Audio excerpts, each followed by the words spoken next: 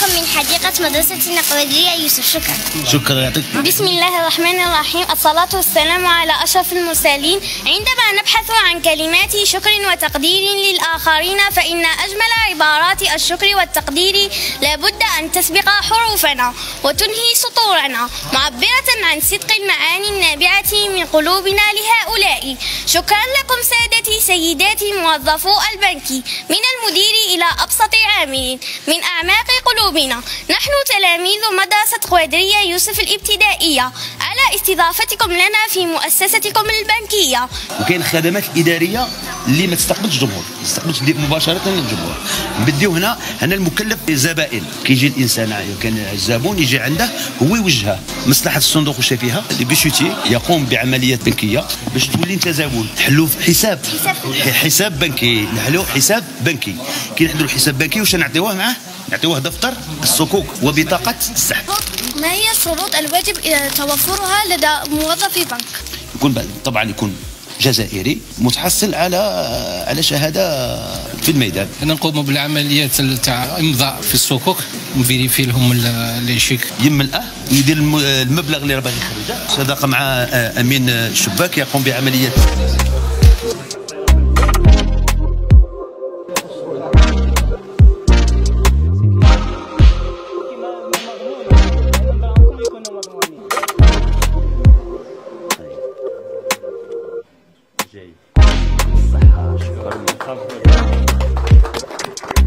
بمناسبة اليوم العالمي للطفولة، ارتأى المديرية العامة للبنك الوطني الجزائري بالاحتفال مع أطفالنا عن طريق تقديم تقريبا لجميع الوكالات عدة وكالات بتخصيص مجموعة من الأطفال المدارس، تعريف البنك لأطفالنا الصغار، وخاصة عملية الادخار التي هي من أساسيات في الوقت الحالي في الاقتصاد الوطني. كذلك إعلامهم بجميع المنتجات والخدمات، خاصة في عملية الرقمنة التي هي من بين السياسات الاستراتيجية للدولة الجزائرية لدعم الاقتصاد الوطني عن طريق تسهيل عملية الدفع والسحب وجميع عمليات البنكية المرقمنة. توضيح هذه الأمور لإدخال ثقافة المعاملة البنكية. جاتنا طلبات لكن لا نستطيع أن نستقبل جميع المدارس في مدرسة واحدة، وإن شاء الله هناك مستقبلا يقوم البنك بالانتقال إلى المدارس إلى المدارس لتعريف بجميع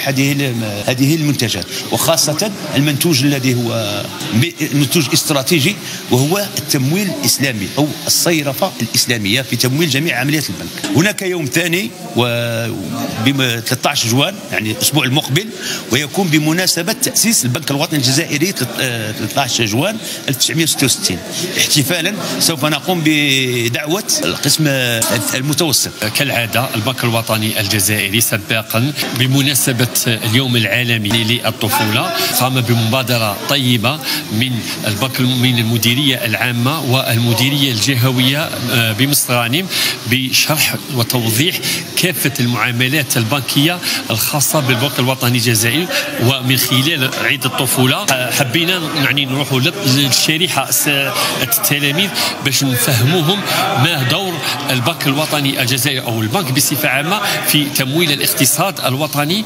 نشكر الإدارة على هذه الالتفاتة الطيبة الخاصة بتلاميذ مدرسة قوادرية يوسف، والتي عرفتهم على مهام البنك وكانت يعني إضافة لهم. تلاميذ جبنا مستوى السنة الخامسة، قسمين تاع المتفوقين يعني جبنا 15 تلميذ.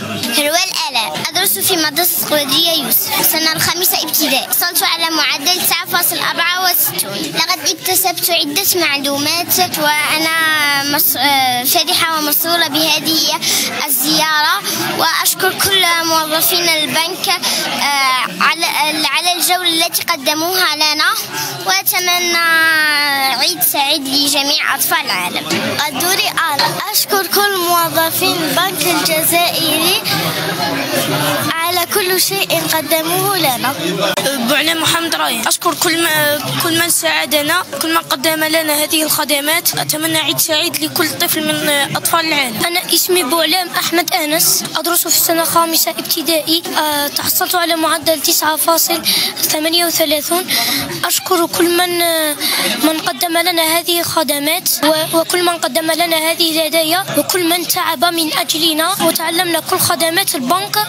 وأنا هذه المرة الأولى التي أزور فيها البنك وتعرفت على كل الخدمات التي تقدمها. اسمي حسين معاذ حمدان، أدرس في السنة الخامسة ابتدائي. تحصلت على معدل 9.50. يسرني أن أزور البنك الوطني الجزائري وبما أنها مؤسسة عمومية خدماتية. قدمت أسرة البنك وضحت أسرة البنك كل الخدمات التي يقدمها هذا البنك. بارودي حليمة، أدرس في مدرسة قوادرية يوسف السنة الخامسة ابتدائي بمعدل 9.33. استفدت وتعلمت كيف نستفيد من البنك وما هي الخدمات التي يقدمها غير سحب الأموال. وأشكر سيد مدير البنك وكل من ساهم وبادر لاستضافتنا. وأشكر معلماتي ووالدي وأعيد كل أطفال العالم وأقول لهم عام سعيد.